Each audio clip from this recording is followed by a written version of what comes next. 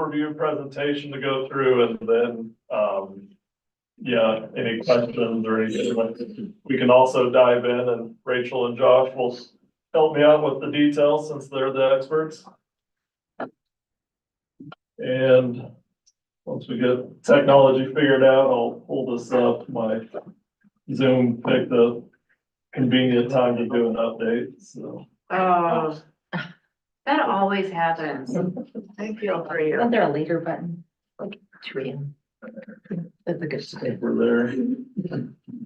Right, so you'll have to get on the meeting unless you want me to share something. You don't have to get on the meeting Thank this you. year, or they will. What is that? Oh. Meeting is loading now. Need more than. Installing updates. Oh, no. Looks like it's going quickly, so Justin, do you need to, or can one of them share those? I think it's done. It looks like we're in business now.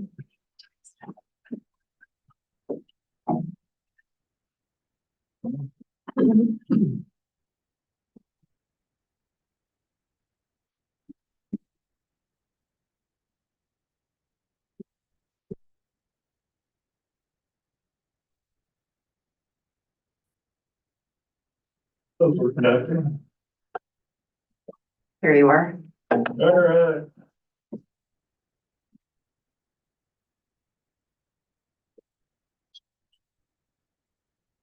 Again. I know if you can. So maybe it'll be live streaming. Oh, we need to make sure that we are. We'll try. Yeah, okay.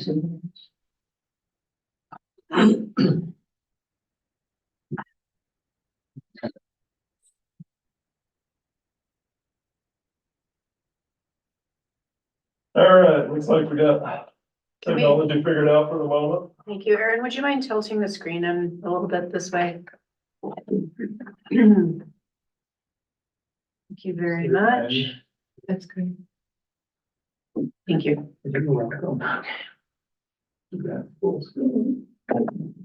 All right. Thank you, Erin. Yeah, we kind of already did introductions. We'll go through kind of the purpose of this. So started off as the sidewalk assessment and throughout the process, we changed it to the pedestrian network plan. Like I said, we'll give a high level overview and then we can do some questions and discussion and dive into anything you want to. Also, if there's anything you want me to stop and go over, just let me know. So purpose of the plan, this was budgeted in 2023 by the Board of Trustees. The plan will help the town have a more concise plan for our sidewalk improvement priorities. And the plan will also help the town pursue grant funding.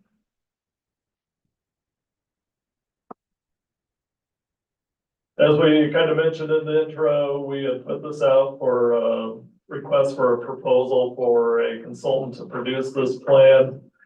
I believe we had 6 proposals we received. We selected Consor.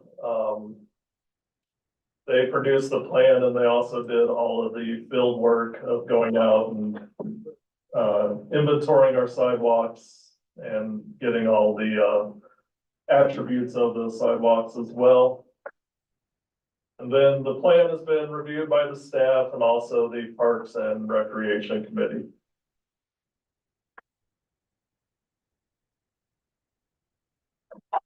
So this was the study area that we had. I have a lot of visuals in this presentation. Just kind of explains the story a lot better than I can with my words. So, as you'll see here, this pretty much includes every street, that's within the town limits.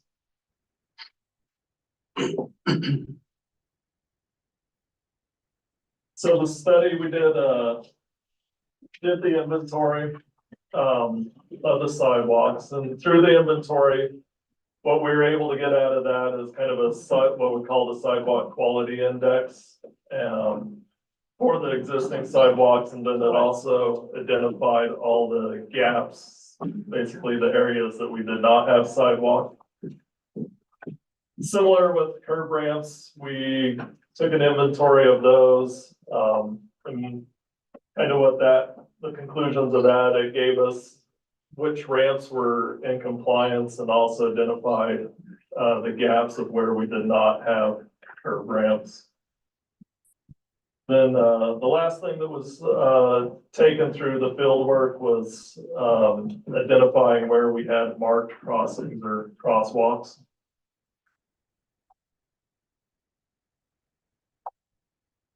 This is a map of the sidewalk conditions, identifies whether basically it's, good, fair, or critical poor, and it also identifies where we have missing sidewalks. As you can see, kind of our downtown areas, all in good condition. Most of the newer developments like Lions Valley Park, Eagle Canyon, Stone Canyon, those were good. The areas where we start to get into either missing sidewalks or the ones that are in poor conditions, kind of more on the north side of town and the southwest side of town. And then, there's a few areas that just have gaps missing as well.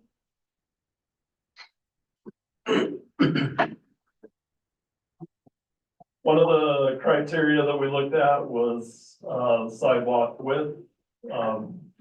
This comes into play, not only is it, obviously, do you need a kind of a minimum width for it to be comfortable for just pedestrians, but also, plays a factor in the ADA requirements. Essentially, you really need a 5-foot or wider sidewalk to meet ADA. You can get away with a 4-foot sidewalk, but it gets, a lot more difficult, and you have to provide some extra width in areas called passing lanes. But yeah, as a general rule, you really need to be 5 feet or more.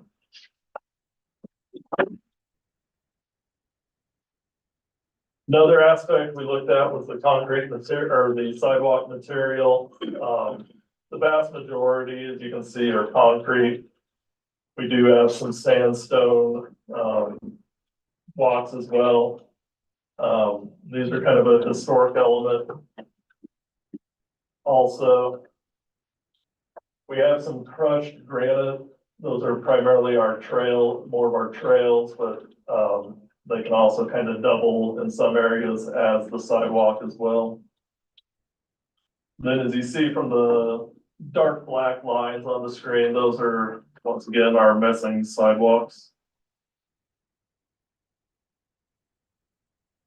So through all that, kind of had the visual showing everything that they gathered, and then through that information, it was determined that there's 14 miles of existing sidewalks, but we have 16 miles of missing sidewalks. And so that's kind of assuming, just each street having, ideally a sidewalk on each side. Roughly 2/3 of the town's sidewalks are attached, meaning they're right up adjacent to the curb line of the street. Roughly 2/3 of the town's sidewalks are in the 4 to 5 foot width range, which is kind of expected. 4 foot was kind of the standard up until, probably 10, 15 years ago. 85% of the sidewalks were in good condition, which was actually kind of a good number to see. 82% of the sidewalks are concrete and 7% are sandstone. Similar to the sidewalk exercise we just went through, they also gathered the same similar information for the curb ramps. basically identified where we had missing ramps and also, you know, if they were compliant or not. One of the aspects of having a compliant ramp is having a, what they call a landing area. It's essentially I think the minimum's a 3x3 square, 3 foot by 3 foot square, ideally 4 feet by 4 feet or even larger. That allows, someone in a wheelchair to come to a stop or make a turning maneuver easily. It's gotta be essentially flat, but, so this map shows ones that have compliant landing areas, ones that do not. Similar was the detectable warnings. These are the little bumps or truncated domes, as they're called. You see at the bottom of the ramps typically. These are to help, folks who are visually impaired so that they know they're entering a street or area with vehicles passing. Some key points of this is we have 200 existing ramps in town. We have 337 missing ramps, which is quite a few. 70% of the curb ramps have compliant landings, which is actually good to see that be a relatively high number because that's a difficult one to fix. 70% have the detectable warnings. That one's a little easier to fix. There are some kind of retrofit domes that you can buy and place on the sidewalk if needed.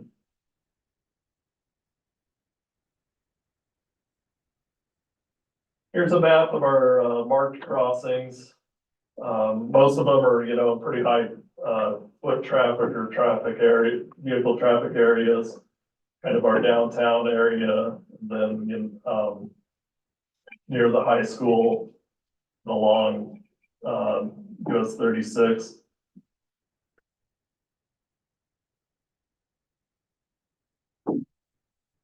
There's 35 intersections with a marked crosswalk. This one's a little more difficult. We really don't, it's hard to establish a missing crosswalk quantity.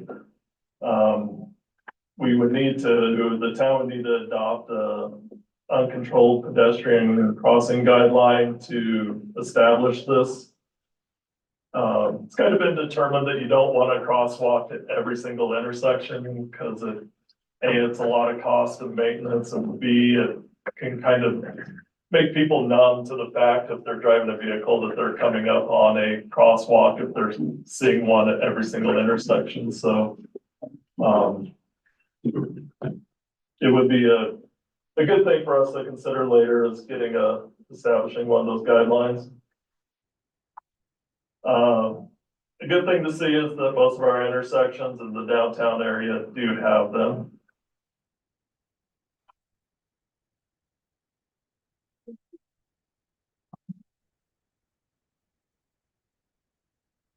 Next thing after the field work was done was doing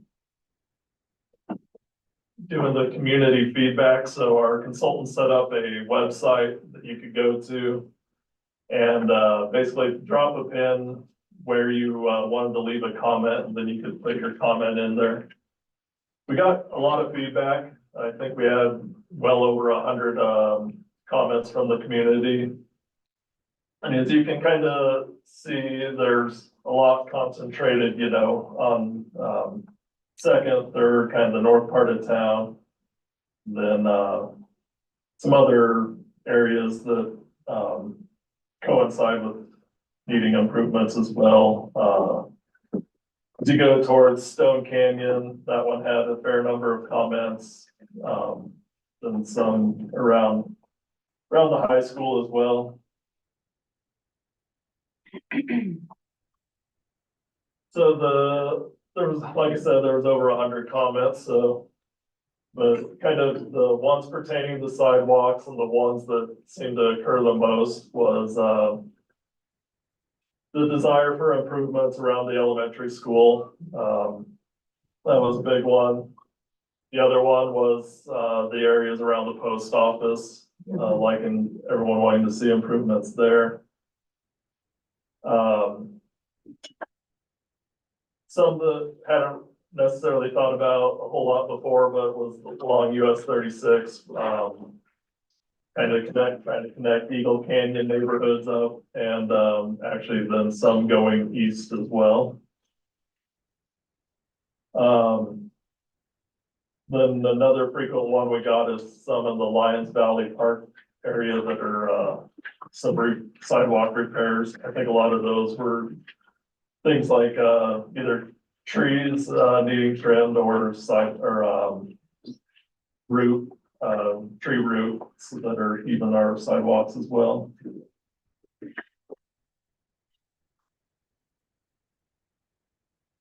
So that was kind of the background work, A, getting all the inventory, B, the community feedbacks. Then kind of the next phase of the process was the needs assessment.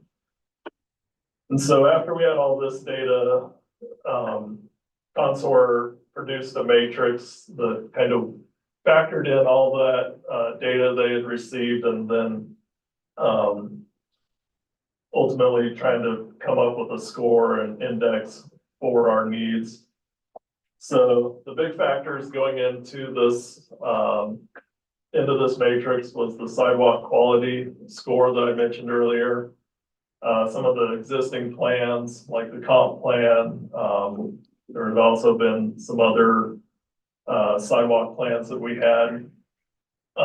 Destinations was a big one that had a lot of weight.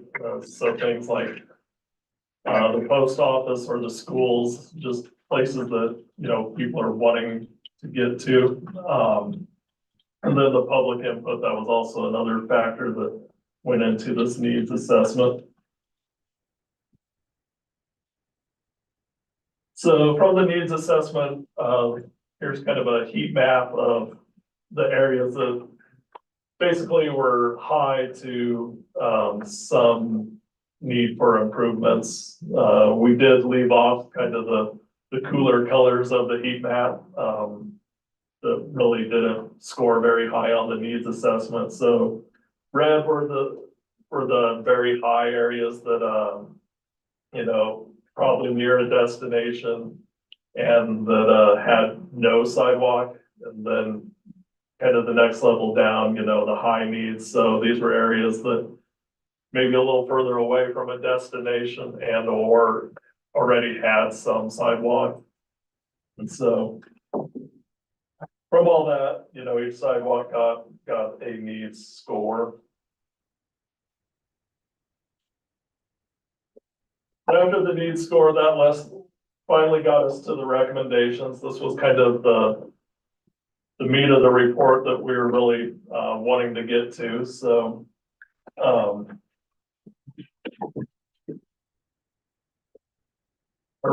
from the recommendations, we were basically trying to establish priorities for these improvements. The needs assessment obviously went into that. Another big aspect for setting these priorities was the goal of trying to make a network, essentially. So you couldn't really just go on the needs assessment alone, because that was just individual sidewalks and it didn't necessarily provide an overall improvement for making a network. Then kind of the third aspect of that was trying to break it down into projects that were practical. And so obviously we would love to do every sidewalk at once in town, but that's just not doable. So kind of size, cost, and feasibility. Feasibility could mean a few different things, whether it's terrain or utilities or right of way, whatever it may be. So from there, we broke it down into 4 phases of improvements. The phase 1 improvements, basically we established what we called corridors, or and those were corridors throughout town that essentially would get you from one end you could theoretically get from one end of town to the other with being on a sidewalk almost the entire way, with maybe only your first or last block not having any sidewalk. The phase two improvements, those were coming back after phase one and then establishing a sidewalk for any blocks that did not get a sidewalk with phase one. Phase three is basically going back to every block that now, after you've completed phase one and two, that doesn't have a sidewalk. On the other side and upgrading or, adding that sidewalk or upgrading the ones that are in poor condition.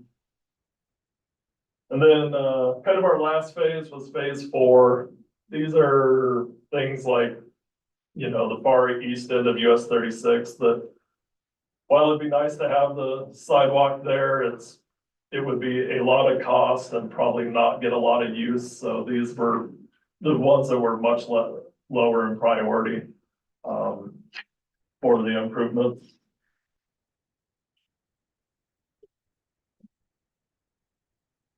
Here's a map of those, each one of those phases that just talked about.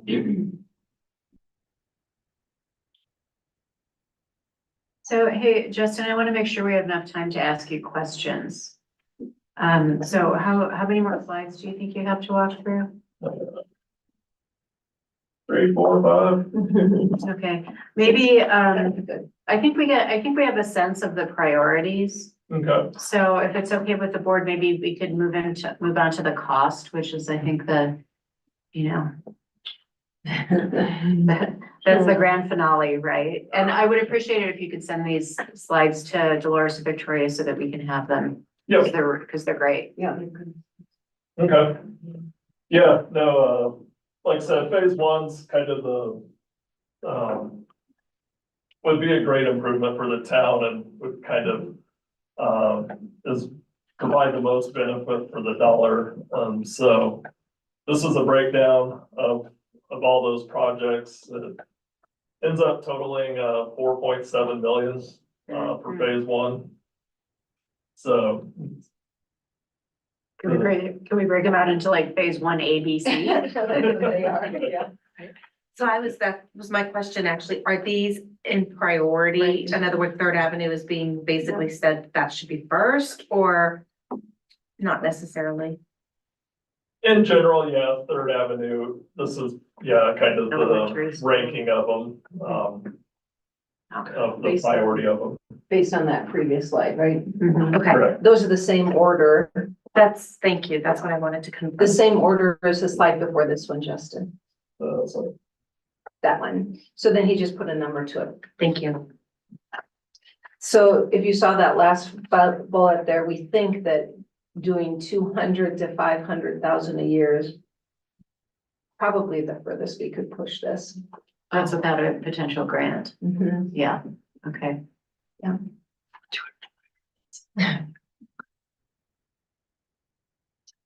So at that rate, you can see just phase one projects would take, 5,200,000 a year. But there's only one that's less than 200,000. Oh, So, do you want to talk about our, oh, there's your phase two costs. okay. so yeah, phase 2 through 4, phase 2 is kind of a similar cost than, phase 3 gets expensive. That's kind of going back through every single block and getting the sidewalk added. Then, Then you have one more slide. yeah, this is second from last. So these are the opportunities that were identified in the report for, funding these. These are based on primarily Contour's, experience in working in other communities. So some of these may or may not fit for us, but, yeah, this is things they've seen elsewhere.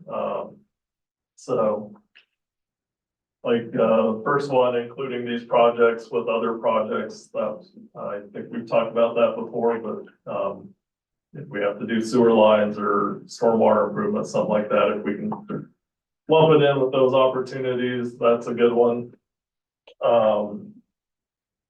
Some places have established a sidewalk utility similar to our stormwater utility or something along those lines. Improvement districts. So can I ask a question?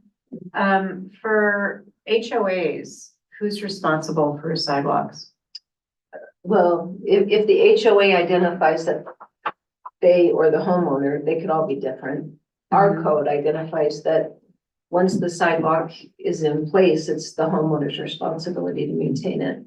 And that's not just HOAs, That's in general. in So general. that is our current ordinance. So unless the HOA says otherwise, that's what it was. Okay. And are some sidewalks on the town right of way? Most are, Most are. yeah, Okay. almost all. Yeah, I'd say most. 90+%. That's what I figured. Yeah. Yeah. Do you have one more slide you want to hit before we talk? I think this might be it, yeah. Okay. Well, thank you very much, Justin. I Yeah. Do you appreciate want to it. introduce the two consultants so that they have questions for any of you? Yeah, Josh, Rachel, you wanna? Let me, all right, let me stop sharing. Oh, I think it's okay, yeah. You wanna introduce yourselves and, anything you wanna add on top of what I had brought up? Sure. Yeah, I'm Rachel Roberts. I'm one of the planners on this project. Just want to say this was a really fun project to work on.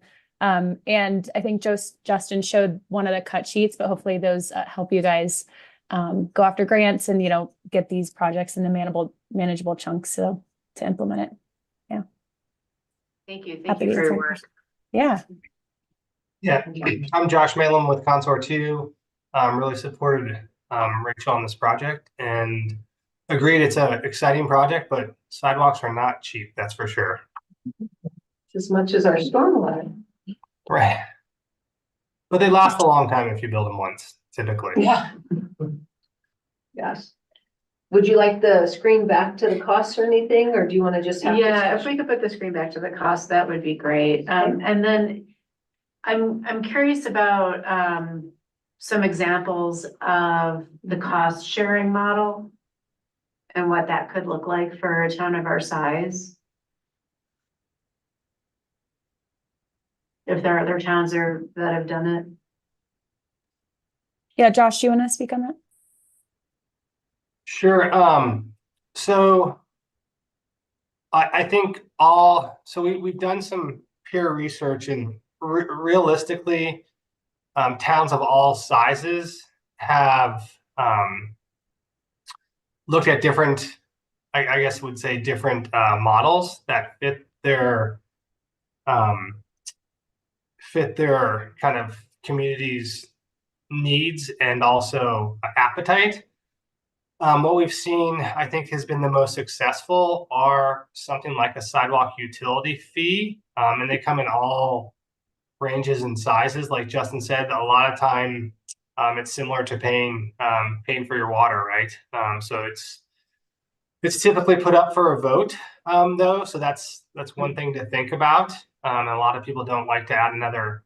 I won't say a tax, but it's kind of like a tax. Some people look at property frontage too. Denver just did this recently, where you look at your percentage of sidewalk property facing. So there are some pros and cons to that. People with bigger properties end up paying a little more. So that's not necessarily equitable in all respects. A lot of people also look at grants to help support that, or even bonds, because people do think typically sidewalks are not super expensive, but when you get down to it, all of the removals, and taking care of those removals, and then in a town like Lyons, where you guys have a lot of different grades, I would say a lot of elevation change. A lot of times you get into things where you might need some retaining walls and stuff like that to actually implement sidewalks. So there's some hidden costs, and I think that's why you have a higher cost per square foot probably than some more flat communities, I would say. So generally speaking, we've seen the most success when communities do implement like a sidewalk utility fee to get things completed in a I would say a shorter amount of time. What is the cost per square foot? I'm paging through the packet and I don't immediately see it. Do you remember off the top of your head what the cost per square foot is for us? Somebody do the math. Yeah, I'm pulling up our spreadsheet. So we did in the final deliverables, there's a cost spreadsheet where you guys can go in and change some of the numbers as you get more information, say 5 years from now and costs change for things.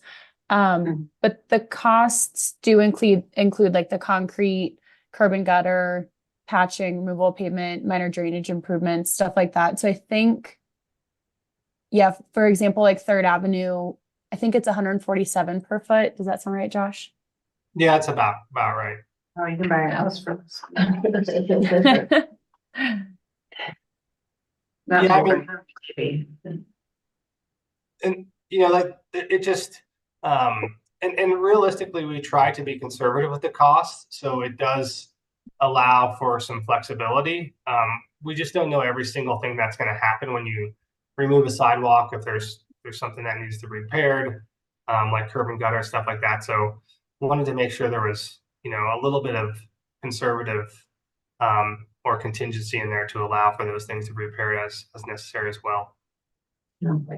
And I just have one more question, and that is do you have an idea of what percentage of the cost is materials versus labor versus engineering? Typically, labor is about half with construction cost. Again, it depends on the order of magnitude, how big the project is too. Sometimes labor costs a little more if they're smaller projects. And then design fees are typically 12 to 15%. Typically, not all sidewalk projects need to be complete, like go through 100% design. It just depends on the complexity of the project. Thank you. Mhm. Other questions? You've got these fine folks. Actually, yes, I have a question for the consultant, since you've probably done this across Colorado and different communities. I guess I'm just curious. I've been in Lions for about, I don't know, 11 or 12 years at this point. And I guess I was kind of shocked when I first arrived here. Like you cited several times from the study, the number of streets with missing sidewalks. I'm just curious, is this pretty common when you do these needs assessment across small towns like this? Is it pretty common to have missing sidewalks? Just historically speaking, is that a trend? Yeah, it's pretty typical actually. The smaller communities that have that are a little more rural typically have don't always have sidewalks. So we did something similar for even like Aspen, and some people don't want sidewalks. Truthfully, I mean, like I personally don't agree with that, but some people don't want sidewalks and walk in the street because there's not a lot of vehicle traffic. But realistically, it's pretty common. Once you get into a more urban condition, you see a higher percentage of sidewalks on each street. So would you say then that the typical trend when trying to urbanize a town would be to work on sidewalk improvements? Is that what you're saying? A typical trend, is that what you said? Yes, I'm just wondering, is Yeah. this a way, is this the trend in urbanizing, I guess, small towns, is to make sure it's Yeah. pedestrian Yeah, friendly?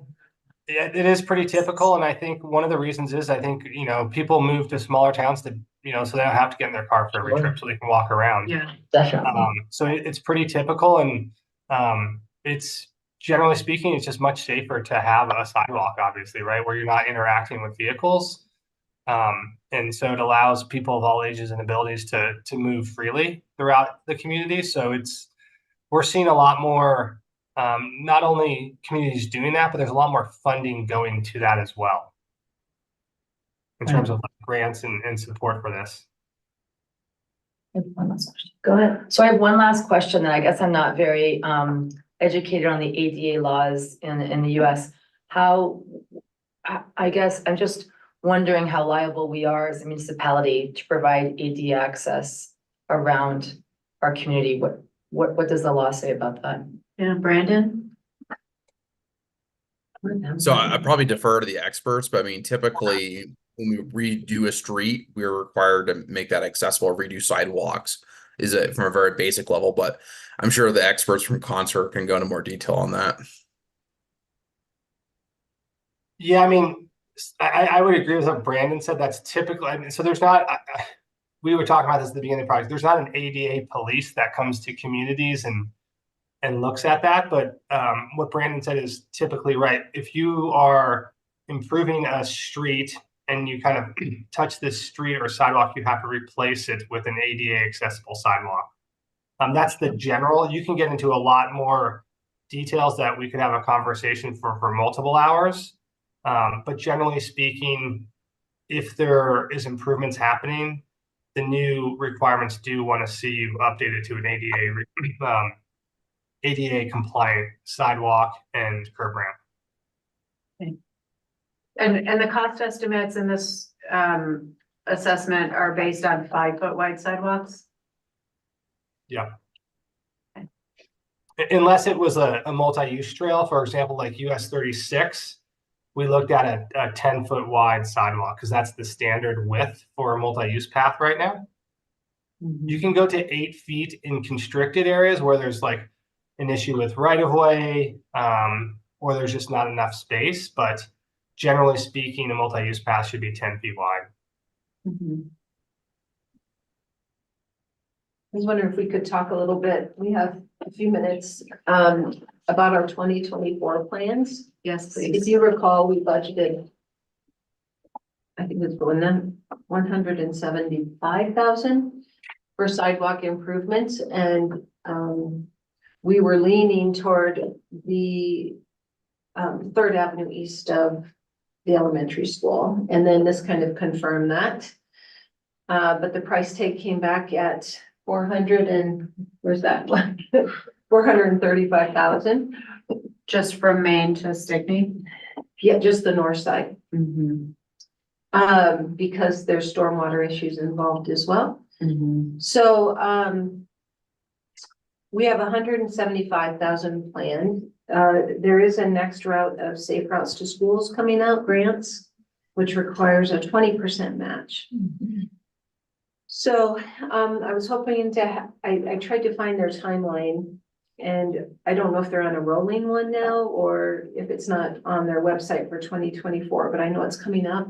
That's what we heard at Dr. Cobb. Yeah, and Yeah. so I'm wondering if we should apply for 2 and then the first 2 on here, Mm-hmm. and then use our 170 as our 20% match. That's Versus yeah. getting as far as we can with our 175. But depending on the timing of the Safe Routes to School grant, you know, and whether it's gonna continue rolling. Yeah.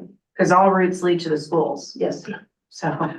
Well, and to be Safe Routes for School, it has to be attached to one. So some of these Yeah. won't be eligible for that. Yeah. So I'm just kind of wondering, not that you need to make a decision, we'll have a discussion item later. Yeah. But those are kind of the 2 ways we could go. Now that we have this, go straight out for bid for 3rd Avenue, see what we can get it in at.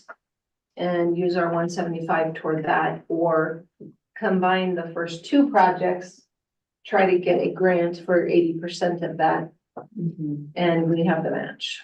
Mhm. So, I have one more engineering type question. Yeah. In thinking about 3rd Avenue, you know, there's, it's very wide, it's a very wide street. So if we were to build a sidewalk on 3rd, would that sidewalk reduce the width of the street? Or would it be on the other side of the drainage ditch and into the right of way? We've tried on some of that work we did like, this fall, we tried matching the town and their standards has the typical street section for a local street. I can't remember the widths off the top of my head, but, we were basically trying to match that typical section, so we'd do something similar, and, that curve that we put across, the alley on Third by the school, that is that typical section with the, give you a frame of reference, I guess. Okay. I think we looked at that. It would be an attached to the curb sidewalk there or detached? I think we have to go attached on that one just because of, Just on the west side, it's gonna have to be attached to the curb. Okay, You can have it where you have a strip of grass and then the sidewalk. But I think when you guys looked at it, that the west side of Third looked like it had to be attached to the curb to make it. that makes sense. I mean, and you know, that road could use a diet. I think people might speed less if it were a little bit narrower. And so I don't know if we looked at much at actually shrinking the road because it was there, just in my recollection. So that maybe we wanted to look at more Another way to look at it. to detach it and shrink the road, put in space between sidewalk and street if we can. Any other final questions? I'm just curious about that space on the detached. Does that have to be a certain width? Could it be fairly narrow? It just becomes. I was gonna say, it depends on what you want to use the space for. So, some of the challenges you look at in a place with established trees, right? So if you could try to do a detached, you end up, if there's mature trees, sometimes you have to remove trees. So sometimes attached is a little easier to do. And if you want to grow trees in the tree lawn, you typically want 6 foot minimum. So you give space for the trees to grow over time, right? So their roots don't get constrained. And then also that also allows you to reduce the risk of having roots heave the sidewalk stones. So if you make it too small, you just end up with the roots pushing up the sidewalks. Yeah. I need to add one more comment. Earlier you had mentioned Maine to Stickney. The 425 is the whole length, if you go back to your map. 175 will do that one block. Yeah, Okay, so we could either do one block, or this is the whole section all the way down Yeah. to the post office. got it. So that is something to think about as we talk later. Okay. Well, thank you so much. Thank you so much, Rachel and Josh, for your work on this. It's great work. We really appreciate it. And you'll have to come back and stroll around town when we have all of our sidewalks in. In 20 years. Oh, Yes, would love to. Well, Thank you all. Yeah, Rachel has family there, so she's there all the time. Oh, good. nice. Yeah. She missed her Roberts done? No, they're Oh, okay. all Roberts. Yeah. Okay. Okay. And Justin, thank you for making that into a nice concise PowerPoint. Yeah, and I see this in the packet, so apologies for that. So thank you. Let's take like a 5-minute break so Trustee Dati can heat up her dinner. Thank you. And then we'll start. I can share with anybody. Thank you, guys. Thank Thank you. you. See ya. Bye.